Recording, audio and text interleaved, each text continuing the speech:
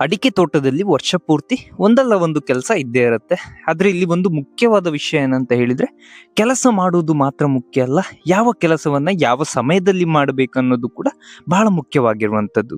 ಜನವರಿಯಲ್ಲಿ ಮಾಡಬೇಕಾದ ಕೆಲಸವನ್ನ ನಾವು ಜೂನ್ ನಲ್ಲಿ ಮಾಡಿದ್ರೆ ಅದೇ ಫಲಿತಾಂಶ ಎನ್ನುವಂಥದ್ದು ನಮಗೆ ಸಿಗೋದಿಲ್ಲ. ಅದೇ ರೀತಿ ಮಳೆಗಾಲದಲ್ಲಿ ಮಾಡಬೇಕಾದ ಕೆಲಸವನ್ನ ಬೇಸಿಗೆಯಲ್ಲಿ ಮಾಡಿದ್ರೆ ಕೂಡ ಪ್ರಯೋಜನ ಎನ್ನುವಂಥದ್ದು ಇರೋದಿಲ್ಲ. ಗೊಬ್ಬರ ಯಾವಾಗ ಕೊಡಬೇಕು, ನೀರು ಯಾವಾಗ ಹೆಚ್ಚಿಸಬೇಕು, ಮಳೆಗಾಲ ಶುರುವಾಗುವ ಮೊದಲು ನಾವು ಯಾವೆಲ್ಲ ಒಂದು ಮುನ್ನೆಚ್ಚರಿಕಾ ಕ್ರಮವನ್ನ ವಹಿಸಬೇಕು, ಇನ್ನು ಮಹಳಿ ರೋಗ ಬರುವ ಮುಂಚೆ ಏನು ಗಮನಿಸಬೇಕು, ಅದರ ಜೊತೆ ಹೊಸ ಅಡಿಕೆ ಸಸಿ ನಡುವವರು ಯಾವ ಸಮಯದಲ್ಲಿ ಏನು ಮಾಡಬೇಕು, ಇನ್ನು ನರ್ಸರಿ ಏನಾದರೂ ಇದ್ರೆ ನರ್ಸರಿಯಲ್ಲಿ ಏನು ಮಾಡಬೇಕು, ಮತ್ತು ಈ ಅಡಿಕೆ ಕೊಯ್ಲು ಮಾಡುವ ಸಮಯದಲ್ಲಿ ಯಾವ ವಿಷಯಗಳನ್ನ ಗಮನಿಸಬೇಕು, ಎಲ್ಲ ವಿಷಯಗಳನ್ನ ನಾವು ಜನವರಿಯಿಂದ ಡಿಸೆಂಬರ್ ವರೆಗೆ ಏನೆಲ್ಲ ಮಾಡಬೇಕು ಅನ್ನುವಂಥ ಒಂದು ಕಂಪ್ಲೀಟ್ ಟೈಮ್ ಟೇಬಲ್, ಅಂದ್ರೆ ಒಂದು ವೇಳಾಪಟ್ಟಿಯನ್ನ ನಾವು ನೋಡೋಣ. ಗೊಬ್ಬರವನ್ನ ಹಾಕೋದ್ರಿಂದ ಹಿಡಿದು ಯಾವ ತಿಂಗಳು ಯಾವ ಕೆಲಸವನ್ನ ಮಾಡಬೇಕು ಅನ್ನುವಂಥದ್ರ ಒಂದು ಸಂಪೂರ್ಣ ಮಾಹಿತಿಯನ್ನ ಈ ವಿಡಿಯೋದಲ್ಲಿ ನೋಡೋಣ. ಇನ್ನು ವಿಡಿಯೋವನ್ನ ಶುರು ಮಾಡೋಕ್ಕಿಂತ ಮುಂಚೆ ನನ್ನ ಚಾನಲ್ ನಿರುತ್ತರವನ್ನ ನೀವು ತುಂಬಾ ಜನ ಇನ್ನೂ ಕೂಡ ಸಬ್ಸ್ಕ್ರೈಬ್ ಮಾಡ್ಕೊಳ್ಳಿಲ್ಲ, ದಯವಿಟ್ಟು ಮಾಡ್ಕೊಳ್ಳಿ. ಇಂತಹ ವಿಡಿಯೋ ಮಾಡ್ಲಿಕ್ಕೆ ನನಗೂ ಕೂಡ ಒಂದು ಹುಮ್ಮಸ್ ಬರ್ತದೆ ಅಂತ ಹೇಳ್ತಾ ವಿಡಿಯೋವನ್ನ ಶುರು ಮಾಡೋಣ. ಆದರೆ ಒಂದು ವಿಷಯವನ್ನ ಮೊದಲೇ ನೆನ್ಪಿಟ್ಕೊಳ್ಳಿ. ಏನಂತ ಹೇಳಿದ್ರೆ, ಇಲ್ಲಿ ನಾನು ಹೇಳುವ ತಿಂಗಳುಗಳು ಒಂದು ಜನರಲ್ ಪ್ರಾಕ್ಟಿಕಲ್ ಒಂದು ಕ್ಯಾಲೆಂಡರ್ ಆಗಿರೋದ್ರಿಂದ ನಿಮ್ಮ ಪ್ರದೇಶದಲ್ಲಿ ಮಳೆ ಯಾವಾಗ ಬರುತ್ತೆ, ನಿಮ್ಮ ಮಣ್ಣಿನ ಒಂದು ಮಾಯಿಶ್ಚರ್ ಅಥವಾ ಒಂದು ತೇವಾಂಶ ಹೇಗಿದೆ, ಇನ್ನು ತೋಟದ ಮರಗಳ ವಯಸ್ಸೆಷ್ಟು ಅನ್ನೋದ್ರ ಮೇಲೆ ಟೈಮಿಂಗ್ ಸ್ವಲ್ಪ ಆಚೆ ಈಚೆ ಕೂಡ ಆಗ್ಬೋದು. ಅದನ್ನ ಗಮನದಲ್ಲಿಟ್ಕೊಂಡು ಈಗ ಜನವರಿಯಿಂದ ನಾವು ಶುರು ಮಾಡೋಣ. ಮೊದಲು ಜನವರಿಯಲ್ಲಿ ಏನ್ ಮಾಡ್ಬೇಕಂದ್ರೆ, ಕೊಯ್ಲು ಮತ್ತೆ ನೀರಾವರಿ ಅನ್ನುವಂಥದ್ದು ಸ್ಟಾರ್ಟ್ ಆಗ್ತದೆ. ರೈತರೇ, ಜನವರಿ ತಿಂಗಳಲ್ಲಿ ಮುಖ್ಯವಾಗಿ ಒಂದು ಬೆಳೆದಿರುವಂತ ಮರಗಳು, ಒಂದು 5-6 ವರ್ಷದ ಮರಗಳಲ್ಲಿ ಅಡಿಕೆಯ ಅಥವಾ ಅದರಿಂದ ಜಾಸ್ತಿ ವರ್ಷಗಳ ಮರಗಳಲ್ಲಿ ಅಡಿಕೆಯ ಕೊಯ್ಲು ಎನ್ನುವಂಥದ್ದು ಸ್ಟಾರ್ಟ್ ಆಗಿರ್ತದೆ. ಮಾಗಿದ ಅಡಿಕೆ ಕೊನೆಗಳನ್ನ ಹಾರ್ವೆಸ್ಟ್ ಮಾಡುವಂಥದ್ದು ನಾವು ಹೆಚ್ಚಾಗಿ ಈ ಜನವರಿ ತಿಂಗಳಲ್ಲೇ ಮಾಡುವಂಥದ್ದು. ಇಲ್ಲಿ ಒಂದು ಸಣ್ಣ ವಿಷಯವನ್ನ ನಾವು ಅರ್ಥ ಮಾಡ್ಕೊಳ್ಬೇಕು. ಅದೇನಂತ ಹೇಳಿದ್ರೆ, ಅಡಿಕೆ ಹಾರ್ವೆಸ್ಟ್ ಮಾಡಿದ ನಂತರ ಡ್ರೈಯಿಂಗ್ ಸರಿಯಾಗಿ ಆಗದಿದ್ರೆ ಮುಂದೆ ಕ್ವಾಲಿಟಿ ಸಮಸ್ಯೆ ಕೂಡ ಬರ್ಬೋದು. ಇದನ್ನೊಂದು ಗಮನದಲ್ಲಿ ಇಟ್ಕೊಳ್ಳಿ. ಎಲ್ಲಾದ್ರೂ ನೀವು ಹೊಸ ರೈತರಾಗಿದ್ರೆ, ಹಳೆ ರೈತರಿಗೆ ಇದೆಲ್ಲ ಗೊತ್ತಿರುವಂತದ್ದೇ, ಇದನ್ನು ಜಾಸ್ತಿಯಾಗಿ ನಾನು ಹೇಳ್ಬೇಕಂತ ಇಲ್ಲ. ಇನ್ನು ಜನವರಿಯಲ್ಲಿ ಬಹಳ ಮುಖ್ಯವಾಗಿರುವಂತ ವಿಷಯ ಏನಂತ ಹೇಳಿದ್ರೆ, ಜನವರಿಯಿಂದ ಬೇಸಿಗೆಯ ಪ್ರಭಾವ ನಿಧಾನವಾಗಿ ಶುರುವಾಗ್ತದೆ. ಹೆಚ್ಚಾಗಿ ಈ ಕರಾವಳಿ ಮಲೆನಾಡಿನ ಪ್ರದೇಶಗಳಲ್ಲಿ ಕೂಡ ಈ ಬೇಸಿಗೆಯ ಪ್ರಭಾವ ಈ ಸಂದರ್ಭದಲ್ಲಿ ಶುರುವಾಗ್ತದೆ. ಹಾಗಾಗಿ ಇರಿಗೇಷನ್, ಒಂದು ನೀರಾವರಿ ಬಗ್ಗೆ ಜಾಸ್ತಿಯಾಗಿ ಗಮನವನ್ನ ಕೊಡಬೇಕು. ಅಂದ್ರೆ 4 ದಿನ ಆಯ್ತು ನೀರು ಹಾಕ್ಬೇಕಂತ ಕ್ಯಾಲೆಂಡರ್ ನೋಡಿ ಮಾತ್ರ ನೀರು ಹಾಕುವಂಥದ್ದಲ್ಲ ಅಥವಾ ನೀರು ಬಿಡುವಂಥದ್ದಲ್ಲ. ನಿಮ್ಮ ಮಣ್ಣಿನಲ್ಲಿ ತೇವಾಂಶ ಎಷ್ಟಿದೆ ಅನ್ನೋದನ್ನ ನೋಡಿ.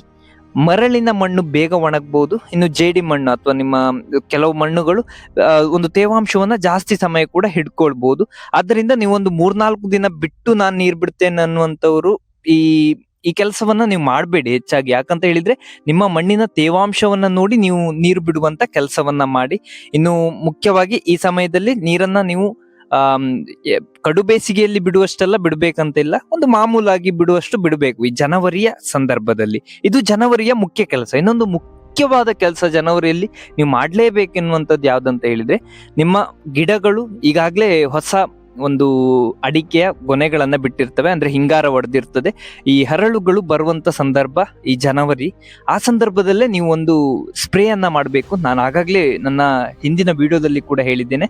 ಅದೇನಂದ್ರೆ ಬೋರಾನ್ ಡೆಫಿಷಿಯನ್ಸಿ ಬರುವ ಸಾಧ್ಯತೆ ಇರೋದ್ರಿಂದ ಇದು ಬಂದ್ರೆ ನಿಮ್ಮ ಅಡಿಕೆ ಹರಳುಗಳು ಉದುರೋದ್ರಿಂದ ಈ ಜನವರಿಯ ಸಂದರ್ಭದಲ್ಲಿ ನೀವು ಅಡಿಕೆಗೆ ತಪ್ಪದೆ ಈ ಬೋರಾನ್ ಅನ್ನ ಸ್ಪ್ರೇ ಮಾಡಿ. ಅಂದ್ರೆ ಅಡಿಕೆಯ ಹಿಂಗಾರಕ್ಕೆ ಅಥವಾ ಒಂದು ಈ ಹೊಸದಾಗಿ ಬಂದಂತ ಹರಳುಗಳಿಗೆ. ಈ ವಿಷಯಕ್ಕೆ ಹೋಗೋಣ. ಬಂದಾಗ ನಾವು ಹೆಚ್ಚಾಗಿ ಏನ್ ಮಾಡ್ಬೇಕಂತ ಹೇಳಿದ್ರೆ, ಮುಖ್ಯವಾಗಿ ನಾವು ತೇವಾಂಶವನ್ನ ಕಾಪಾಡಿಕೊಳ್ಳುವಂತ ಕೆಲಸವನ್ನ ಮಾಡ್ಬೇಕು. ಅಂದ್ರೆ ಈ ಫೆಬ್ರವರಿ ಅಂದ್ರೆ ಸ್ವಲ್ಪ ಬೇಸಿಗೆ ಹೀಟ್ ಎನ್ನುವಂಥದ್ದು ನಿಧಾನವಾಗಿ ಹೆಚ್ಚಾಗ್ತಾ ಇರ್ತದೆ. ಈ ಸಮಯದಲ್ಲಿ ಅಡಿಕೆ ತೋಟದಲ್ಲಿ ಮುಖ್ಯವಾಗಿ ಮಾಯಿಶ್ಚರ್ ಮ್ಯಾನೇಜ್ಮೆಂಟ್, ಅಂದ್ರೆ ತೇವಾಂಶವನ್ನ ಕಾಪಾಡಿಕೊಳ್ಳುವಂಥದ್ದು, ಮತ್ತೆ ಮಲ್ಚ್ ಅನ್ನ ಮಾಡಬೇಕು. ಮಲ್ಚಿಂಗ್ ಅಂತ ನಿಮ್ಗೆ ಗೊತ್ತಿರ್ಬೋದು. ಅಡಿಕೆ ಗರಿಯನ್ನ ಅಥವಾ ಒಣ ಎಲೆ, ಕಳೆ, ಒಣ ಆರ್ಗ್ಯಾನಿಕ್ ಮೆಟೀರಿಯಲ್ ಅಂದ್ರೆ ಸಾವಯವ ಪದಾರ್ಥವನ್ನ ಬಳಸಿಕೊಂಡು ನಾವು ಮರದ ಸುತ್ತ ಮಾಯಿಶ್ಚರ್ ಅನ್ನ, ಅಂದ್ರೆ ಒಂದು ತೇವಾಂಶವನ್ನು ಉಳಿಸಿಕೊಳ್ಳುವ ಸಲುವಾಗಿ ಅಡಿಕೆಯ ಬುಡದ ಹತ್ತಿರ ನಾವು ಮುಚ್ಚಬೇಕಾಗ್ತದೆ ಈ ಯಾವುದು ಸಾವಯವ ಪದಾರ್ಥಗಳಿಂದ ಅಥವಾ ಅಡಿಕೆ ಗರಿ, ತೆಂಗಿನ ಗರಿಗಳಿಂದ. ಇದರಿಂದ ಏನಾಗ್ತದೆ ಅಂದ್ರೆ, ಒಂದು ತೇವಾಂಶ ಉಳಿದುಕೊಳ್ತದೆ, ಮತ್ತೆ ನಿಮ್ಮ ಮಣ್ಣಿನ ಒಳಗಿರುವಂತ ಸೂಕ್ಷ್ಮ ಜೀವಿಗಳಿಗೂ ಕೂಡ ಇದು ಸಹಾಯ ಮಾಡ್ತದೆ. ಆದ್ರೆ ಮಲ್ಚಿಂಗ್ ಮಾಡುವಾಗ ಒಂದು ಗಮನದಲ್ಲಿ ಇಟ್ಕೊಳ್ಬೇಕಾದ ವಿಷಯ ಏನಂದ್ರೆ, ಮರದ ಕಾಂಡಕ್ಕೆ, ಅಂದ್ರೆ ನಿಮ್ಮ ಅಡಿಕೆಯ ಮರದ ಕಾಂಡಕ್ಕೆ ನೇರವಾಗಿ ಅಂಟಿಕೊಂಡಂತೆ ದಪ್ಪವಾಗಿ ಮಲ್ಚನ್ನ ಹಾಕಬೇಡಿ. ಮಲ್ಚ್ ಮಾಡುವಾಗ ಕೂಡ ಮರದ ಒಂದು ಕಾಂಡ ಏನಿದೆ ಅದರಿಂದ ಸ್ವಲ್ಪ ದೂರದಲ್ಲೇ ಮಲ್ಚ್ ಮಾಡಿದ್ರೆ ಉತ್ತಮ. ಅಂದ್ರೆ ಸ್ವಲ್ಪ ಗ್ಯಾಪ್ ಬಿಡೋದು ಉತ್ತಮ. ಇನ್ನು ಹೊಸ ತೋಟ ಅಥವಾ ಚಿಕ್ಕ ಸಸಿಗಳಿದ್ರೆ ಹೀಟ್ ಸ್ಟ್ರೆಸ್ ಆಗುವ ಒಂದು ಸಾಧ್ಯತೆ ಇರ್ತದೆ.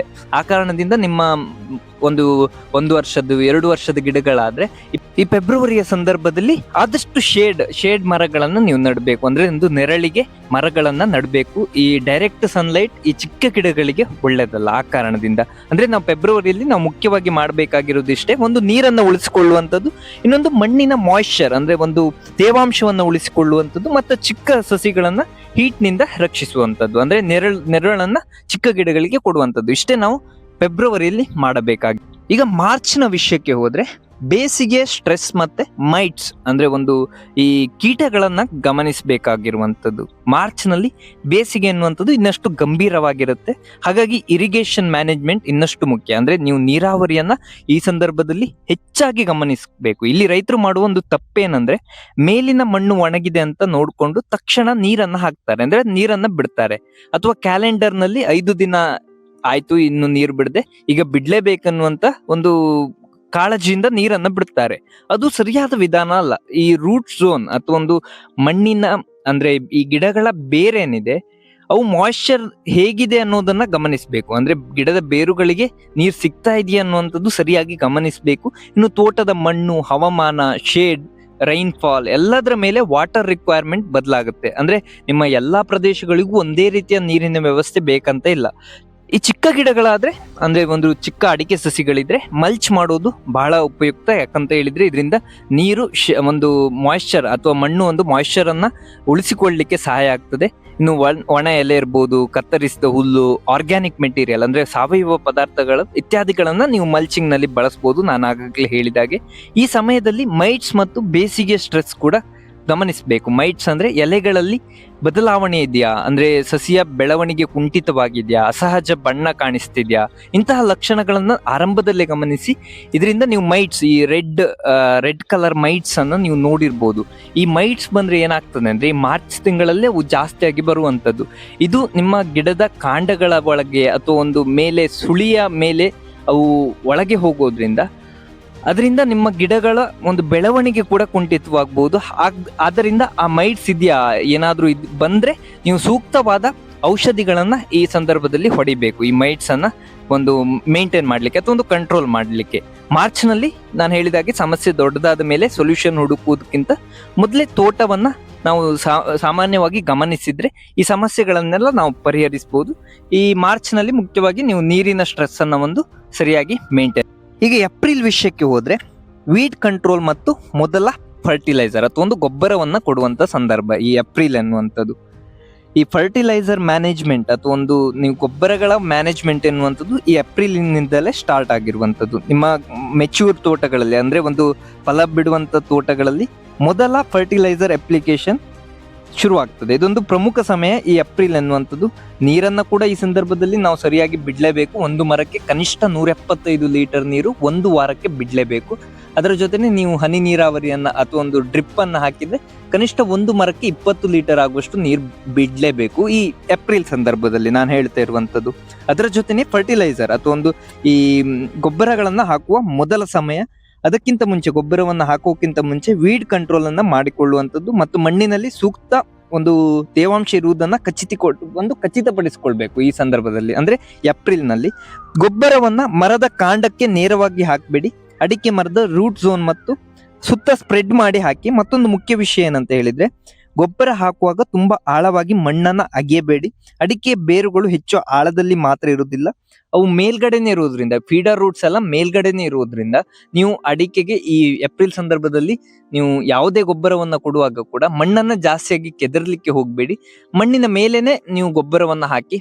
ಮೊದಲಿಗೆ ಈ ಸ್ಟೇಜ್ ನಲ್ಲಿ ಏಪ್ರಿಲ್ ನಲ್ಲಿ ನೀವು ಈ ಕೊಟ್ಟಿಗೆ ಗೊಬ್ಬರವನ್ನ ಜಾಸ್ತಿಯಾಗಿ ಕೊಡ್ಬೇಕು. ಕೊಟ್ಟಿಗೆ ಗೊಬ್ಬರ ಕೂಡ ಎಷ್ಟು ಕೊಡ್ಬೇಕಂತ ಹೇಳಿದ್ರೆ ಒಂದು ಮೆಚ್ಯೂರ್ ಮರ, ಒಂದು ದೊಡ್ಡದ ಒಂದು 6-7 ವರ್ಷದ ಮರ ಅಥವಾ ಅದರಿಂದ ದೊಡ್ಡ ಮರಗಳಿಗೆ ಕನಿಷ್ಠ 10ರಿಂದ 12 kg ಆಗುವಷ್ಟು ಈ ಕೊಟ್ಟಿಗೆ ಗೊಬ್ಬರವನ್ನ ಕೊಡ್ಬೇಕು. ಅದರಿಂದ ಜಾಸ್ತಿ ಕೊಟ್ಟರು ಏನ್ ತೊಂದರೆ ಇಲ್ಲ. ಒಂದು ಮರಕ್ಕೆ 20 kg ಆಗುವಷ್ಟು ಕೂಡ ಕೊಡ್ಬೋದು ಕೊಟ್ಟಿಗೆ ಗೊಬ್ಬರವನ್ನ. ಈ ಸಂದರ್ಭದಲ್ಲಿ ನೀವು ಆದಷ್ಟು ಈ ಕೋಳಿ ಗೊಬ್ಬರವನ್ನೆಲ್ಲ ಕೊಡುವಂಥದ್ದು ಸ್ವಲ್ಪ ಕಡಿಮೆ ಮಾಡಿ. ಯಾಕಂತ ಹೇಳಿದ್ರೆ ಈ ಸಂದರ್ಭದಲ್ಲಿ ಹೀಟ್ ಇರೋದ್ರಿಂದ ಈ ಸಂದರ್ಭದಲ್ಲಿ ಕೋಳಿ ಗೊಬ್ಬರವನ್ನ ಅಥವಾ ಕುರಿ ಗೊಬ್ಬರವನ್ನ ಕೊಡುವಂಥದ್ದು ಅಷ್ಟು ಸೂಕ್ತ ಅಲ್ಲ.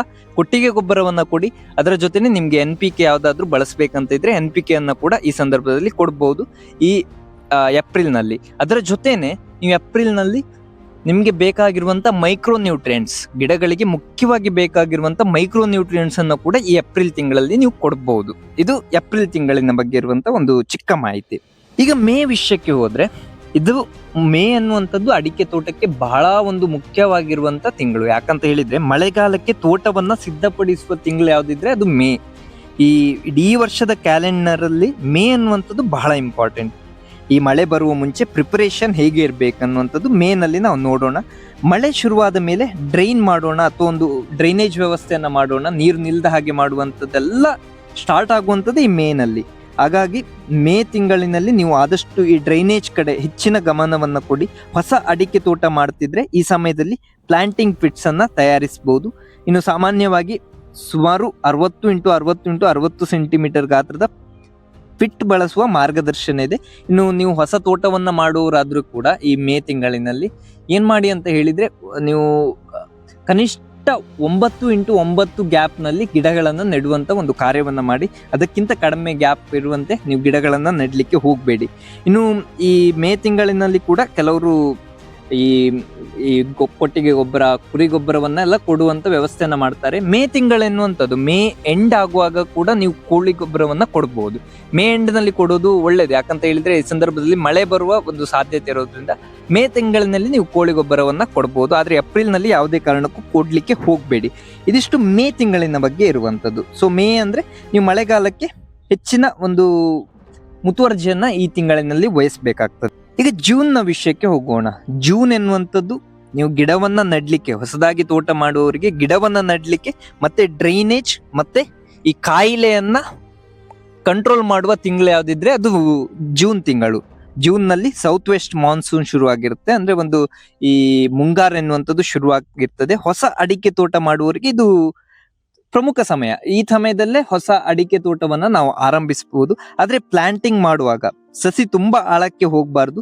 ಹೆಚ್ಚಾಗಿ ಮಣ್ಣು ಸರಿಯಾಗಿ ಫರ್ಮ್ ಆಗಿರ್ಬೇಕು, ಒಂದು ಸ್ವಲ್ಪ ಗಟ್ಟಿಯಾಗಿ ಇರುವಂತೆ ನೋಡ್ಕೊಳ್ಳಿ. ಇನ್ನು ಮಲ್ಚಿಂಗ್ ಮಾಡಬಹುದು. ಚಿಕ್ಕ ಸಸಿಗೆ ಅಗತ್ಯವಿದ್ರೆ ಟೆಂಪರವರಿ ಶೇಡ್ ಕೂಡ ಕೊಡಬಹುದು. ಶೇಡ್ ಎನ್ನುವಂಥದ್ದು ಮುಖ್ಯ. ಆದ್ರೆ ಈ ಮಳೆಗಾಲದ ಸಂದರ್ಭದಲ್ಲಿ ಗಿಡ ನೆಡುವಾಗ ಒಂದು ಅಡ್ವಾಂಟೇಜಸ್ ಏನಂದ್ರೆ ಹೆಚ್ಚು ಬಿಸಿಲು ಇರೋದು ಇಲ್ಲದಿದ್ರಿಂದ ನಾವು ಈ ಸಂದರ್ಭದಲ್ಲಿ ಗಿಡವನ್ನು ನೆಟ್ರೆ ಒಳ್ಳೇದು. ಶೇಡ್ ಅನ್ನ ಅಷ್ಟು ಗಮನಿಸಬೇಕಾದ ಒಂದು ಅವಶ್ಯಕತೆ ಇರೋದಿಲ್ಲ. ಮತ್ತು ಮತ್ತೊಮ್ಮೆ ಹೇಳುವಂಥದ್ದು ಏನಂದ್ರೆ, ನೀರು ಬೇಕಾದ್ರೆ ನೀರು ನಿಲ್ಬಾರ್ದು.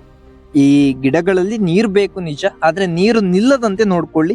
ಮಳೆಗಾಲದಲ್ಲಿ ಡ್ರೈನೇಜ್ ಸಿಸ್ಟಮ್ ಸರಿಯಾಗಿಲ್ಲ ಅಂದ್ರೆ ಅಡಿಕೆ ತೋಟಕ್ಕೆ ದೊಡ್ಡ ಸಮಸ್ಯೆ ಆಗ್ಬಹುದು. ಹಾಗಾಗಿ ಮತ್ತೊಂದು ಬಹಳ ಮುಖ್ಯವಾಗಿರುವಂತ ವಿಷಯ ಏನಂತ ಹೇಳಿದ್ರೆ, ನಾವೇನ್ ಮಾಡ್ತೇವೆ, ಅಡಿಕೆಗೆ ಈ ಕೊಳೆ ರೋಗ ಅಥವಾ ಒಂದು ಬೇರು ಕೊಳೆ ರೋಗ ಬಂದ ಮೇಲೆ ನಾವು ಔಷಧಿಯನ್ನ ಹಾಕ್ಲಿಕ್ಕೆ ಪ್ರಯತ್ನ ಮಾಡ್ತೇವೆ. ಅಥವಾ ಬೇರು ಅಂದ್ರೆ ನಮ್ಮ ಬೇರು ಹುಳುಗಳ ಸಮಸ್ಯೆ ಬರೋಕ್ಕಿಂತ ಮುಂಚೆನೆ ನಾವು ಈ ಜೂನ್ ಶುರುವಾಗುವಾಗಲೇ ಒಂದು ಔಷಧಿಯನ್ನ ನಾವು ಮುನ್ನೆಚ್ಚರಿಕೆ ಕ್ರಮವಾಗಿ ನಾವು ಮಣ್ಣಿಗೆ ಹಾಕಬೇಕು. ಅಂದ್ರೆ ಈ ಬೇರು ಕೊಳೆ ವಿರುದ್ಧ ಮತ್ತೆ ಬೇರು ಹುಳದ ವಿರುದ್ಧ. ಸೊ ಇದೊಂದು ಮುನ್ನೆಚ್ಚರಿಕೆ ಕ್ರಮ. ಇದರಿಂದ ಮುಂದಿನ ದಿನಗಳಲ್ಲಿ ನಮಗೆ ಬೇರು ಕೊಳೆ ರೋಗ ಎನ್ನುವಂಥದ್ದು ಕಡಿಮೆ ಆಗ್ತದೆ. ಇದಿಷ್ಟು ನಾವು ಜೂನ್ ನಲ್ಲಿ ಮಾಡಬೇಕಾಗಿರುವಂಥದ್ದು. ಹೆಚ್ಚಾಗಿ ನೀವು ಈ ಸಂದರ್ಭದಲ್ಲಿ ಜೂನ್ ನಲ್ಲಿ ಅಡಿಕೆಯ ಗೊನೆಗಳ ಕೊಳೆ ರೋಗವನ್ನ ಬರದ ಹಾಗೆ ಒಂದು ಬೋರ್ಡಿಯಾಕ್ಸ್ ಮಿಕ್ಸ್ಚರ್, ಅಂದ್ರೆ ಈ ಬೋರ್ಡೋ ಮಿಶ್ರಣವನ್ನ ಒಂದು ಬಾರಿ ಈ ಜೂನ್ ನಲ್ಲೇ ಸ್ಪ್ರೇ ಮಾಡಬೇಕು. ಮತ್ತೊಂದು ಬೇರು ಕೊಳೆ ರೋಗ ಬರದಂತೆ ಒಂದು ಮುನ್ನೆಚ್ಚರಿಕೆ ಕ್ರಮವನ್ನ ವಹಿಸುವಂಥದ್ದು. ಈಗ ಜುಲೈನ ವಿಷಯಕ್ಕೆ ಹೋಗೋಣ. ಈ ಜುಲೈ ಎನ್ನುವಂಥದ್ದು ಕೂಡ ನಮ್ಮ ಅಡಿಕೆ ತೋಟಕ್ಕೆ ಬಹಳ ಇಂಪಾರ್ಟೆಂಟ್ ಆಗಿರುವಂಥದ್ದು. ಇಲ್ಲೇ ನಮ್ಮ ಅಡಿಕೆಯ ಫಸಲಿನ ಒಂದು ನಿರ್ಧಾರ ಎನ್ನುವಂಥದ್ದು ಆಗುವಂಥದ್ದು. ಈ ಸಸಿ, ಡ್ರೈನೇಜ್ ಮತ್ತು ಡಿಸೀಸ್ ಇನ್ಸ್ಪೆಕ್ಷನ್, ಅಂದ್ರೆ ಈ ಕೊಳೆ ರೋಗ ಎನ್ನುವಂಥದ್ದು ಹೆಚ್ಚಾಗಿ ಈ ಜುಲೈ ತಿಂಗಳಿನಲ್ಲೇ ಬರುವಂಥದ್ದು. ಅಂದ್ರೆ ಅಡಿಕೆಗೆ ಜುಲೈನಲ್ಲಿ ಮಳೆ ಇನ್ನಷ್ಟು ಹೆಚ್ಚಾಗಬಹುದು. ಹೊಸ ತೋಟದಲ್ಲಿ ಕೆಲವು ಸಸಿಗಳು ಸತ್ತಿದ್ರೆ ತಕ್ಷಣ ಅದೇ ಪಿಟ್ನಲ್ಲಿ ಮತ್ತೊಂದು ಸಸಿಯನ್ನ ನೆಡಬೇಡಿ. ಮೊದಲು ಸಸಿ ಯಾಕೆ ಸತ್ತೋಯ್ತು, ವಾಟರ್ ಲಾಗಿಂಗ್ ಅಥವಾ ಒಂದು ಈ ಬೇರಿನ ಸಮಸ್ಯೆ ಅಥವಾ ಅಂದ್ರೆ ನೀವು ಮೇಂಟೆನೆನ್ಸ್ ಕಡಿಮೆ ಮಾಡಿದ್ರ ಅನ್ನೋದನ್ನ ಕಂಡು ಹಿಡಿಬೇಕು. ಅದಾದ್ಮೇಲೆ ನೀವು ಆ ಹೊಂಡಕ್ಕೆ ನೀವು ಹೊಸ ಗಿಡವನ್ನ ನೆಡಬೇಕು. ಮತ್ತೆ ವೀಡಿಂಗ್ ಮಾಡುವಾಗಲೂ ರೂಟ್ಸ್, ಅಂದ್ರೆ ನೀವು ಈ ಸಂದರ್ಭದಲ್ಲಿ ಹೆಚ್ಚಾಗಿ ಕಳೆ ಬಂದಿರ್ತದೆ, ಕಳೆಯನ್ನ ತಕ್ಷಣ ನಾಶ ಮಾಡಲಿಕ್ಕೆ ಯಾವುದೇ ಕಾರಣಕ್ಕೂ ಕಳೆನಾಶಕವನ್ನ ಈ ಜುಲೈನಲ್ಲಿ ಸ್ಪ್ರೇ ಮಾಡಲಿಕ್ಕೆ ಹೋಗಬೇಡಿ. ಮುಖ್ಯವಾಗಿ ಈ ಜುಲೈ ಎನ್ನುವಂಥದ್ದು 2ನೇ ಬಾರಿ ನಾವು ಈ ಬೋರ್ಡೋ ಮಿಶ್ರಣವನ್ನ ಸ್ಪ್ರೇ ಮಾಡಲಿಕ್ಕೆ ಒಂದು ಪರ್ಫೆಕ್ಟ್ ಟೈಮ್. ಬೋರ್ಡೋ ಮಿಶ್ರಣವನ್ನ ನೀವು ಈ ಜುಲೈನಲ್ಲಿ ಬಳಸುವಾಗ ಕೂಡ ಕನಿಷ್ಠ ಒಂದು 2 ಗಂಟೆ ಆಗುವಷ್ಟು ನೀವು ನಿಲ್ಲುವಂತೆ ನೋಡ್ಕೊಳ್ಳಿ. ಅಂದ್ರೆ ಮಳೆ ಜಾಸ್ತಿ ಇರುವಾಗೆಲ್ಲ ಸ್ಪ್ರೇ ಮಾಡಬೇಡಿ. ಯಾಕಂತ ಹೇಳಿದ್ರೆ ಈ ಬೋರ್ಡೋ ಮಿಶ್ರಣ ಎನ್ನುವಂಥದ್ದು ಕಾಂಟ್ಯಾಕ್ಟ್ ಫಂಗಿಸೈಡ್. ಕನಿಷ್ಠ 2 ಗಂಟೆ ಆದ್ರೂ ಆ ನಿಮ್ಮ ಏನು ಸ್ಪ್ರೇ ಮಾಡಿರ್ತೀರಾ ಆ ಗೊನೆಯಲ್ಲಿ ಆ ಸ್ಪ್ರೇ ಬೋರ್ಡೋ ಮಿಶ್ರಣ ಎನ್ನುವಂಥದ್ದು ನಿಂತಾಗ ಮಾತ್ರ ನಿಮ್ಗೆ ಕೊಳೆ ರೋಗ ಎನ್ನುವಂಥದ್ದು ಬರುವ ಸಾಧ್ಯತೆ ಕಡಿಮೆ ಆಗ್ತದೆ. ಹಾಗಾಗಿ ಈ ರೀತಿಯಾದ ಒಂದು ವ್ಯವಸ್ಥೆಯನ್ನ ಮಾಡ್ಕೊಳ್ಳಿ. ಮತ್ತೊಂದು ಮುಖ್ಯವಾಗಿ ಡ್ರೈನೇಜ್ ವ್ಯವಸ್ಥೆ ಈ ಜುಲೈನಲ್ಲಿ ಅಂತೂ ಮಾಡ್ಕೊಂಡ್ಲೇ ಇರ್ಬೇಕು. ಇನ್ನು ಬೇರುಕೊಳೆ ಈ ಸಂದರ್ಭದಲ್ಲಿ ಕೂಡ ಬೇರುಕೊಳೆ ಇರೋದ್ರಿಂದ 2ನೇ ಬೇರೆ ಏನಾದ್ರೂ ನೀವು ಬೇರುಕೊಳೆಯ ಒಂದು ಲಕ್ಷಣಗಳನ್ನ ನೋಡಿದ್ರೆ ತಕ್ಷಣ ನೀವು ಕಾಂಟ್ಯಾಕ್ಟ್ ಫಂಗಿಸೈಡ್, ಫಾರ್ ಎಕ್ಸಾಂಪಲ್ ನೀವು ರಿಡಮಿಲ್ ಗೋಲ್ಡ್ ಅಥವಾ ತಾಕತಿ ಇಂತಹ ಒಂದು ಔಷಧಿಗಳನ್ನ ಬುಡಕ್ಕೆ ಹಾಕಿ. ಇದರಿಂದ ಬೇರುಕೊಳೆ ರೋಗ ಕೂಡ ಕಡಿಮೆ ಆಗ್ತದೆ. ಸೊ ಜುಲೈನಲ್ಲಿ ಇಂತಹ ಕೆಲಸವನ್ನ ಮಾಡ್ಕೊಳ್ಬೇಕು. ಮತ್ತೆ ಈ ಸಂದರ್ಭದಲ್ಲಿ ಗೊಬ್ಬರವನ್ನೆಲ್ಲ ಹಾಕ್ಲಿಕ್ಕೆ ಹೋಗ್ಬೇಡಿ, ಮಳೆ ಜಾಸ್ತಿ ಇರೋದ್ರಿಂದ ಗೊಬ್ಬರ ತೊಳೆದು ಹೋಗುವ. ಈ ಆಗಸ್ಟ್ ಬಗ್ಗೆ ಹೇಳುವುದಾದ್ರೆ, ಆಗಸ್ಟ್ ತಿಂಗಳ ವಿಷಯವನ್ನ ನೋಡುವುದಾದ್ರೆ, ಈ ಸಂದರ್ಭದಲ್ಲಿ ಕೂಡ ಕೆಲವು ಪ್ರದೇಶಗಳಲ್ಲಿ ಹೆವಿ ರೈನ್ ಅಥವಾ ಒಂದು ಜಾಸ್ತಿ ಮಳೆ ಇರ್ತದೆ. ಹಾಗಾಗಿ ಈ ಆಗಸ್ಟ್ ತಿಂಗಳಿನಲ್ಲಿ ಕೂಡ ನಾವು ಆದಷ್ಟು ಬೇರುಗಳ ಗಮನವನ್ನ ಮಾಡಬೇಕು. ಅದರ ಜೊತೆನೆ ನೀರು ಸರಿಯಾಗಿ ಹೋಗುವಂತೆ, ಈ ಮಳೆ ನೀರು ಜಾಸ್ತಿಯಾಗಿ ನಮ್ಮ ತೋಟದಲ್ಲಿ ನಿಲ್ಲದಂತೆ ವ್ಯವಸ್ಥೆಯನ್ನ ಮಾಡ್ಕೊಳ್ಬೇಕು ಈ ಆಗಸ್ಟ್ ಅಲ್ಲಿ. ಇನ್ನೊಂದು ಮುಖ್ಯವಾದ ವಿಷಯ ಏನಂತ ಹೇಳಿದ್ರೆ, ಆಲ್ಕಲೈನ್ ಸಾಯಿಲ್ ಅಥವಾ ಒಂದು ಆಮ್ಲೀಯ ಮಣ್ಣಿರುವ ಪ್ರದೇಶಗಳಲ್ಲಿ, ಹೆಚ್ಚಾಗಿ ಈ ಕರಾವಳಿ ಪ್ರದೇಶಗಳಲ್ಲಿ ಅಥವಾ ಕೆಲವು ಮಲೆನಾಡಿನ ಪ್ರದೇಶಗಳಲ್ಲಿ ಈ ಆಗಸ್ಟ್ ತಿಂಗಳಿನಲ್ಲಿ ಆಗಸ್ಟ್ 15ರ ನಂತರ ನೀವು ಸೆಪ್ಟೆಂಬರ್ ಅಥವಾ ಅಕ್ಟೋಬರ್ನಲ್ಲಿ ಗೊಬ್ಬರವನ್ನ ಕೊಡ್ಲಿಕ್ಕೆ ರೆಡಿ ಆಗಿರುವಂತ ಒಂದು ತಿಂಗಳುಗಳು. ಹಾಗಾಗಿ ಆಗಸ್ಟ್ 15ರ ನಂತರ ನೀವು ಅಡಿಕೆ ತೋಟಕ್ಕೆ, ಹೆಚ್ಚಾಗಿ ಈ ಕರಾವಳಿ ಅಥವಾ ಮಲೆನಾಡಿನ ಪ್ರದೇಶದ ಅಡಿಕೆ ತೋಟಕ್ಕೆ ನೀವು ಮೊದಲಿಗೆ ಸುಣ್ಣವನ್ನ ಹಾಕಿ ನಿಮ್ಮ ಮಣ್ಣನ್ನ ರೆಡಿ ಮಾಡ್ಕೊಳ್ಳಿ. ಈ ಆಗಸ್ಟ್ ತಿಂಗಳೆನ್ನುವಂಥದ್ದು ಸುಣ್ಣ ಹಾಕ್ಲಿಕ್ಕೆ ಒಂದು ಪರ್ಫೆಕ್ಟ್ ಟೈಮ್. ಈ ಸುಣ್ಣವನ್ನ ಆಗಸ್ಟ್ ತಿಂಗಳಿನಲ್ಲೇ ಹಾಕಿ ಒಂದು ಆಗಸ್ಟ್ 15ರ ನಂತರ. ಯಾಕಂತ ಹೇಳಿದ್ರೆ ನೀವು ನೆಕ್ಸ್ಟ್ ತಿಂಗಳಿನಿಂದ ಬುಡ ಮಾಡುವವರಾದ್ರೆ ಈ ಆಗಸ್ಟ್ ತಿಂಗಳಿನಲ್ಲೇ ಸುಣ್ಣ ಹಾಕಿದ್ರೆ ನಿಮ್ಮ ಮಣ್ಣು ರೆಡಿ ಆಗಿರ್ತದೆ, ಮಣ್ಣಿನಲ್ಲಿರುವಂತ ಒಂದು ಹುಳಿಯ ಅಂಶ ಕೂಡ ಹೋಗಿರ್ತದೆ. ಸೊ ಹಾಗಾಗಿ ಆಗಸ್ಟ್ ನಲ್ಲಿ ಒಂದು ಹೆವಿ ರೈನ್ ಇರೋದ್ರಿಂದ ರೈನ್ ಮ್ಯಾನೇಜ್ಮೆಂಟ್ ಅನ್ನ ಮಾಡಿ ಮತ್ತೆ ಸುಣ್ಣವನ್ನ ಹಾಕುವಂತದ್ದ ಕೆಲಸವನ್ನ ನೀವು ಆಗಸ್ಟ್ ನಲ್ಲಿ. ಈಗ ಸೆಪ್ಟೆಂಬರ್ನ ವಿಷಯಕ್ಕೆ ಹೋಗೋಣ. ನಾವು ಸೆಪ್ಟೆಂಬರ್ನಲ್ಲಿ ನಾವು ಹೆವಿ ಮಾನ್ಸೂನ್ ಸ್ವಲ್ಪ ಕಡಿಮೆ ಆಗಿರ್ತದೆ, ನೀರು ಕೂಡ ಕಡಿಮೆ ಆಗ್ತದೆ. ಈ ಸಂದರ್ಭದಲ್ಲಿ ನಾವು 2ನೇ ಬಾರಿ ಗೊಬ್ಬರವನ್ನ ಹಾಕ್ಲಿಕ್ಕೆ ಇದೊಂದು ಪರ್ಫೆಕ್ಟ್ ಟೈಮ್. ಅಥವಾ ನೀವು ಬುಡ ಮಾಡ್ಲಿಕ್ಕೆ ಕೂಡ ಈ ಸೆಪ್ಟೆಂಬರ್ ಮತ್ತೆ ಅಕ್ಟೋಬರ್ ತಿಂಗಳೆನ್ನುವಂಥದ್ದು ಒಂದು ಪರ್ಫೆಕ್ಟ್ ಟೈಮ್. ಈ ಸೆಪ್ಟೆಂಬರ್ ನಲ್ಲಿ ಮೆಚ್ಯೂರ್ ಬೇರಿಂಗ್ ಫಾರ್ಮ್ ಅಥವಾ ಒಂದು ನಿಮ್ಮ ಮೆಚ್ಯೂರ್ ಆಗಿರುವಂತ ಅಡಿಕೆ ಮರಕ್ಕೆ ನೀಡಿರುವ ಒಂದು ಆನ್ಯುವಲ್ ನ್ಯೂಟ್ರಿಯೆಂಟ್ ರೆಕಮೆಂಡೇಶನ್, ಅಂದ್ರೆ ಒಂದು ನೀವು ಎಷ್ಟು ಗೊಬ್ಬರವನ್ನ ಈ NPK ಅನ್ನ ಕೊಡ್ಬೇಕನ್ನುವಂತ ಪ್ರಮಾಣವನ್ನ ನಾನಿಲ್ಲಿ ಹೇಳ್ತೇನೆ. ಹೆಚ್ಚಾಗಿ ನೈಟ್ರೋಜನ್ ಅಂದ್ರೆ ಯೂರಿಯಾವನ್ನ ಸಾಮಾನ್ಯವಾಗಿ ದೊಡ್ಡ ಮರಗಳಿಗೆ 100 ಗ್ರಾಂ ಕೊಡಬೇಕು. ಇನ್ನು ಫಾಸ್ಫರಸ್ 40 ಗ್ರಾಂ. ಅದರ ಜೊತೆನೆ ಫಾಸ್ಫರಸ್ ಅಂದ್ರೆ DAP ನಿಮ್ಗೆ ಗೊತ್ತಿರುವಂತದ್ದೇ. ಇನ್ನು ಪೊಟ್ಯಾಷಿಯಂ ಎನ್ನುವಂಥದ್ದು 140 ಗ್ರಾಂ ಒಂದೊಂದು ಮರಕ್ಕೆ ಕೊಡಬೇಕು. ಇದು ತೋಟಗಾರಿಕೆ ಇಲಾಖೆ ಕೊಟ್ಟಂತ ಒಂದು ಮಾಹಿತಿ. ಇದಿಷ್ಟು ಎಷ್ಟು ಪ್ರಮಾಣದಲ್ಲಿ ನಾವು NPK ಅನ್ನ ಈ ಸೆಪ್ಟೆಂಬರ್ ನಲ್ಲಿ ಕೊಡ್ಬೇಕನ್ನುವಂಥದ್ದು. ಇದನ್ನ 2 ಭಾಗವಾಗಿ ಕೂಡ ಕೊಡ್ಬೋದು. ಮೊದಲ ಡೋಸ್ ಏನಂದ್ರೆ 35 ಗ್ರಾಂ ಆಗುವಷ್ಟು NPK ಅಂದ್ರೆ ನೈಟ್ರೋಜನ್, 2ನೇ ಡೋಸ್ ನಲ್ಲಿ 90 ಗ್ರಾಂ. ಹಾಗೇನೆ ಒಂದೇ ಸಲ ಕೂಡ ಕೊಡ್ಬೋದು, ನೀವು 2 ಸಲ ಕೂಡ ಕೊಡ್ಬೋದು ಈ ಗೊಬ್ಬರಗಳನ್ನ. ಆದ್ರೆ ಒಂದು ಕೊಡ್ಬೇಕಾಗಿರುವಂತ ಒಂದು ಪ್ರಮಾಣ ಎಷ್ಟಂತ ಹೇಳಿದ್ರೆ, ನೈಟ್ರೋಜನ್ ಎನ್ನುವಂಥದ್ದು 100 gram, phosphorus 40 gram, potassium 140 gram. ಇದು ತೋಟಗಾರಿಕೆ ಕೊಟ್ಟಂತ ಒಂದು ಮಾಹಿತಿ. ಇದು ಇಷ್ಟು ನಾವು ಗೊಬ್ಬರವನ್ನ ಸೆಪ್ಟೆಂಬರ್ ನಲ್ಲಿ ಕೊಡ್ಬೇಕು. ಅದರ ಜೊತೆನೆ ನೀವು ನಾನು ಹೇಳಿದಾಗೆ ಈ ಫಾರ್ಮ್ ಯಾರ್ಡ್ ಮೆನ್ಯೂರ್ ಅಂದ್ರೆ ಕೊಟ್ಟಿಗೆ ಗೊಬ್ಬರವನ್ನ ಈ ಸಂದರ್ಭದಲ್ಲೇ ಕೊಡಿ ಸೆಪ್ಟೆಂಬರ್ ನಲ್ಲಿ. ಆದ್ರೆ ಎಲ್ಲವನ್ನ ಒಟ್ಟೊಟ್ಟಿಗೆ ಹಾಕ್ಬೇಡಿ. ಅಂದ್ರೆ NPK ಅನ್ನ ಒಂದೇ ದಿನ ಹಾಕಿ ಈ ಕೊಟ್ಟಿಗೆ ಗೊಬ್ಬರವನ್ನ ಕೂಡ ಒಂದೇ ದಿನದಲ್ಲಿ ಹಾಕ್ಬೇಡಿ. ಸೆಪ್ಟೆಂಬರ್ 10ಕ್ಕೆ ನೀವು ಕೊಟ್ಟಿಗೆ ಗೊಬ್ಬರವನ್ನ ಹಾಕಿದ್ರೆ ಒಂದು 10 ದಿನ ಬಿಟ್ಟು NPK ಅನ್ನ ಕೊಡಿ. ಸೊ ಈ ರೀತಿಯ ಒಂದು ಕೆಲಸವನ್ನ ಮಾಡಿ. ಈ ಸಂದರ್ಭದಲ್ಲಿ ನೀವು ಕುರಿ ಗೊಬ್ಬರವನ್ನ ಅಥವಾ ಕೋಳಿ ಗೊಬ್ಬರವನ್ನ ಕೊಡುವರಾದ್ರೆ ಕೋಳಿ ಗೊಬ್ಬರವನ್ನ ಕೂಡ ಅಥವಾ ಕುರಿ ಗೊಬ್ಬರವನ್ನ ಕೂಡ ಸ್ವಲ್ಪ ಪ್ರಮಾಣದಲ್ಲಿ ಕೊಡ್ಬೋದು. ಇದಿಷ್ಟು ಸೆಪ್ಟೆಂಬರ್ನ ಬಗ್ಗೆ ಇರುವಂತ ಒಂದು ಮಾಹಿತಿ. ಇನ್ನು ಅಕ್ಟೋಬರ್ ವಿಷಯಕ್ಕೆ ಹೋದ್ರು ಕೂಡ ನೀವು ಕೆಲವರು ಅಕ್ಟೋಬರ್ ನಲ್ಲಿ ಅಡಿಕೆಗೆ ಬುಡವನ್ನ ಮಾಡ್ತಾರೆ, ಅಂದ್ರೆ ಈ ಗೊಬ್ಬರವನ್ನ ಹಾಕ್ತಾರೆ. ಸೊ ಅಕ್ಟೋಬರ್ ನಲ್ಲಿ ಕೂಡ ನೀವು ಗೊಬ್ಬರವನ್ನ ಕೊಡ್ಬೋದು. ನಾನು ಎಷ್ಟು ಪ್ರಮಾಣದಲ್ಲಿ ಹಾಕ್ಬೇಕಂತ ಆಲ್ರೆಡಿ ಹೇಳಿದ್ದೇನೆ. ಅದೇ ಪ್ರಮಾಣವನ್ನ ನೀವು ಅಕ್ಟೋಬರ್ ನಲ್ಲಿ ಕೂಡ ಮುಂದುವರಿಸಬಹುದು. ಇನ್ನೊಂದು ಅಕ್ಟೋಬರ್ ನಲ್ಲಿ ಮುಖ್ಯವಾಗಿ ಮ್ಯಾನೇಜ್ ಮಾಡಬೇಕಾಗಿರೋದು ಏನಂದ್ರೆ, ಈ ಅಕ್ಟೋಬರ್ ನಲ್ಲಿ ಸ್ವಲ್ಪ ಮಾಯಿಶ್ಚರ್, ಮಣ್ಣಿನ ಮಾಯಿಶ್ಚರ್ ಅಂದ್ರೆ ಒಂದು ತೇವಾಂಶವನ್ನ ಆದಷ್ಟು ಗಮನದಲ್ಲಿ ಇಟ್ಕೊಳ್ಳಿ. ಮತ್ತು ಹೆವಿ ರೈನ್ ಫಾರ್ಕಾಸ್ಟ್ ಇದ್ದಾಗ ಕೂಡ ಈ ಗೊಬ್ಬರವನ್ನ ಹಾಕುವಂತದನ್ನ ಆದಷ್ಟು ಅವಾಯ್ಡ್ ಮಾಡಿ. ಇನ್ನು ಗ್ರೀನ್ ಮ್ಯಾನ್ಯೂರ್ ಕ್ರಾಪ್ ಅಥವಾ ಒಂದು ಈ ಹಸಿರೆಲೆಯ ಗೊಬ್ಬರಗಳ ಒಂದು ಗಿಡಗಳಿದ್ರೆ ಅವುಗಳನ್ನ ಸರಿಯಾದ ಸಮಯದಲ್ಲಿ ಸಾಯಿಲ್ಗೆ ಅಥವಾ ಮಣ್ಣಿಗೆ ಹಾಕುವಂತ ಕೆಲಸವನ್ನ ಮಾಡಿ. ಕೆಲವರು ತಮ್ಮ ತೋಟಗಳಲ್ಲಿ ಈ ಹಸಿರೆಲೆ ಗೊಬ್ಬರಗಳನ್ನ ಹಾಕಿ ಅದನ್ನೇ ಗೊಬ್ಬರದ ರೀತಿಯಲ್ಲಿ ಕೂಡ ಈ ಅಕ್ಟೋಬರ್ನಲ್ಲಿ ಕೊಡುವವರಿದ್ದಾರೆ. ಅವರು ಕೂಡ ಈ ಸಂದರ್ಭದಲ್ಲಿ ಈ ಗೊಬ್ಬರಗಳನ್ನ ಕೊಡಬಹುದು. ಮತ್ತೆ ಹೆಚ್ಚಾಗಿ ಇದೆ ಸೆಪ್ಟೆಂಬರ್ನಲ್ಲಿಯೇ ಮಾಡುವಂತ ಕೆಲಸವನ್ನ ಅಕ್ಟೋಬರ್ನಲ್ಲಿ ಕೂಡ ಮಾಡಬೇಕಾಗ್ತದೆ. ಇನ್ನು ನವೆಂಬರ್ನ ವಿಷಯಕ್ಕೆ ನಾವು ಹೋದ್ರೆ ಉತ್ತಮ ಸೀಡ್ ನಟ್ ಆಯ್ಕೆ ಅಥವಾ ಒಂದು ನೀವೇನಾದ್ರೂ ನರ್ಸರಿ ಮಾಡುವವರಾದ್ರೆ ಅಥವಾ ನಿಮ್ಗೆ ಒಂದು ಹೊಸದಾಗಿ ಒಂದು ತೋಟವನ್ನ ಮಾಡ್ಬೇಕಂತ ಇದ್ರೆ, ನೀವೇನಾದ್ರೂ ಗಿಡವನ್ನ ಮಾಡುವವರಾದ್ರೆ ಒಂದೊಳ್ಳೆಯ ಆಯ್ಕೆ ಅಥವಾ ಒಂದು ಈ ಅಡಿಕೆಯ ಆಯ್ಕೆಯನ್ನ ಮಾಡುವಂತ ತಿಂಗಳಿದು ನವೆಂಬರ್. ಅಂದ್ರೆ ನಿಮ್ಮ ನರ್ಸರಿಗೆ ಮಾಡಬೇಕಾದ ಒಂದು ಸೀಡ್ ನಟ್ ಸೆಲೆಕ್ಷನ್, ಅಂದ್ರೆ ಈ ಅಡಿಕೆಯ ಸೆಲೆಕ್ಷನ್ ಅನ್ನ ಮಾಡಬೇಕು. ಯಾವ ಮರದಲ್ಲಿ ಕಾಯಿ ದೊಡ್ಡದಾಗಿದೆ ಅಂತ ಮಾತ್ರ ನೋಡಿ ಮದರ್ ಫಾರ್ಮ್ ಅನ್ನ ಆಯ್ಕೆ ಮಾಡಬೇಕು. ಆ ಮರ ಆರೋಗ್ಯವಾಗಿದೆಯಾ, ಪ್ರತಿ ವರ್ಷ ಸ್ಥಿರವಾಗಿ ಈಲ್ಡ್ ಅಥವಾ ಒಂದು ಈ ಫಲವನ್ನ ಕೊಡ್ತಿದ್ಯಾ, ರೋಗ ಕಡಿಮೆ ಇದೆಯಾ, ಇವೆಲ್ಲ ಒಂದು ಗಮನವನ್ನ ಇಟ್ಕೊಂಡು ಒಳ್ಳೆಯ ಮದರ್ ಪ್ಲಾಂಟ್ ಅಂದ್ರೆ ಒಂದು ತಾಯಿಯ ಮರದಿಂದ ನೀವು ಅಡಿಕೆಯನ್ನ ಸೆಲೆಕ್ಟ್ ಮಾಡಬೇಕು. ಈ ನರ್ಸರಿಯನ್ನ ಸೀಡ್ ನಟ್ಸ್ ಅನ್ನು ಸರಿಯಾದ ಸ್ಪೇಸಿಂಗ್ ನಲ್ಲಿ ಹಾಕಿ ಪಾಲಿಬ್ಯಾಗ್ ನರ್ಸರಿ ಮಾಡುತ್ತಿದ್ರೆ ಸಾಯಿಲ್ ವೆಲ್ ಡಿಕಂಪೋಸ್ಡ್ ನಿಮ್ಮ ಕೊಟ್ಟಿಗೆ ಗೊಬ್ಬರವನ್ನ ಮತ್ತು ಈ ಹೊಯ್ಗೆಯನ್ನ ಬಳಸಿ ಸೂಕ್ತ ಮಿಕ್ಸ್ಚರ್ ಮಾಡಿ ಡ್ರೈನೇಜ್ ಹೋಲ್ಸ್ ಮಾಡಿ ನೀವು ನರ್ಸರಿ ಮಾಡುವವರಾದ್ರೆ ಈ ನವೆಂಬರ್ ತಿಂಗಳಿನಲ್ಲಿ ನಿಮ್ಮ ಅಡಿಕೆಗೆ ಗಿಡ ಹಾಕ್ಲಿಕ್ಕೆ ಇದು ಪರ್ಫೆಕ್ಟ್ ಟೈಮ್. ಈ ಮಳೆ ಕೂಡ ಕಡಿಮೆ ಆಗುತ್ತಾ ಬಂದಂತೆ ಮೆಚ್ಯೂರ್ ಗಾರ್ಡನ್ ನಲ್ಲಿ ಇರಿಗೇಷನ್ ಮತ್ತೆ ಮುಖ್ಯವಾಗ್ತದೆ. ಹಾರ್ವೆಸ್ಟಿಂಗ್ ಮತ್ತೆ ಡ್ರೈಯಿಂಗ್ ಕೂಡ ಮುಂದುವರಿತದೆ. ನವೆಂಬರ್ ಅಂದ್ರೆ ಒಂದು ಕಡೆ ಈ ವರ್ಷದ ಹಾರ್ವೆಸ್ಟ್. ಇನ್ನು ಡಿಸೆಂಬರ್ನ ವಿಷಯಕ್ಕೆ ಹೋದ್ರೆ ನರ್ಸರಿ, ಅದರ ಜೊತೆ ನೀರಾವರಿ ಮತ್ತೆ ಅಡಿಕೆ ಕೊಯ್ಲು ಮಾಡುವಂತ ಒಂದು ಸಂದರ್ಭ. ಡಿಸೆಂಬರ್ನಲ್ಲಿ ನೀವು ಸಸಿಗಳಿಗೆ ಅಗತ್ಯವಿರುವಷ್ಟು ನೀರನ್ನ ಕೊಡಬೇಕು. ಆದ್ರೆ ನರ್ಸರಿಯಲ್ಲಿ ಕೂಡ ನೀರು ನಿಲ್ಬಾರ್ದು. ಇನ್ನೊಂದು ಇರಿಗೇಷನ್ ಸಿಸ್ಟಮ್ ಕೂಡ ನೀವು ಚೆಕ್ ಮಾಡ್ಕೊಳ್ಳಿ.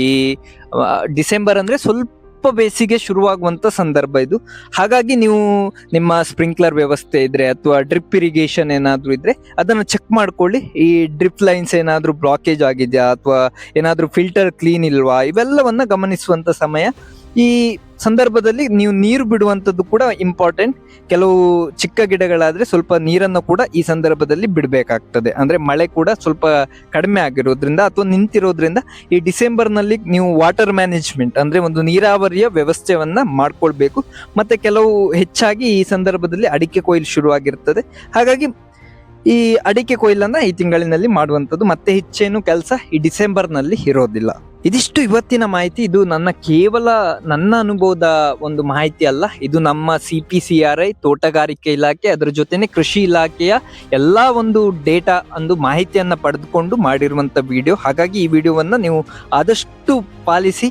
ಈ ರೀತಿಯ ಒಂದು ವ್ಯವಸ್ಥೆಯನ್ನ ಮಾಡಿದಾಗ ಮಾತ್ರ ನಮಗೆ ಒಂದು ಒಳ್ಳೆಯ ಇಳುವರಿ ಅಥವಾ ಒಂದು ಫಸಲನ್ನ ನೋಡ್ಲಿಕ್ಕೆ ಸಾಧ್ಯ ಆಗ್ತದೆ. ನನ್ನಲ್ಲಿ ಅನೇಕ ಜನರು ಈ ರೀತಿಯ ಒಂದು ವಿಡಿಯೋವನ್ನ ಮಾಡಿ ಸರ್, ಒಂದು ವೇಳಾಪಟ್ಟಿಯನ್ನ ಮಾಡಿ ಅಂತ ಅನೇಕರು ಕೇಳಿದ್ರು. ಹಾಗಾಗಿ ಈ ವಿಡಿಯೋವನ್ನ ಮಾಡಿದ್ದು. ಈ ವಿಡಿಯೋದಿಂದ ನಿಮ್ಗೆ ಖಂಡಿತವಾಗಿಯೂ ಸಹಾಯ ಆಯ್ತು ಅಂತ ಭಾವಿಸ್ತೇನೆ. ಹಾಗಾಗಿ ಈ ಜನವರಿಯಿಂದ ಡಿಸೆಂಬರ್ನವರೆಗೂ ಮಾಡಬೇಕಾದ ಕೆಲಸದ ಒಂದು ಸಂಪೂರ್ಣ ವೇಳಾಪಟ್ಟಿಯನ್ನು ನಾನು ನಿಮ್ಮ ಮುಂದೆ ಇಟ್ಟಿದ್ದೇನೆ. ಈ ವಿಡಿಯೋದಿಂದ ನಿಮಗೆ ಸಹಾಯ ಆದರೆ ನನ್ನ ಚಾನಲ್ ನಿರುತ್ತರವನ್ನಂತೂ ಸಬ್ಸ್ಕ್ರೈಬ್ ಮಾಡ್ಕೊಳ್ಳಿಕ್ಕೆ ಯಾವುದೇ ಕಾರಣಕ್ಕೂ ಮರಿಬೇಡಿ ಅಂತ ಹೇಳ್ತಾ ಮುಂದಿನ ಇಂತಹ ವಿಡಿಯೋಗಳಲ್ಲಿ ಕೂಡ ಬರ್ತೇನೆ. ಅಲ್ಲಿಯವರೆಗೂ ಧನ್ಯವಾದಗಳು.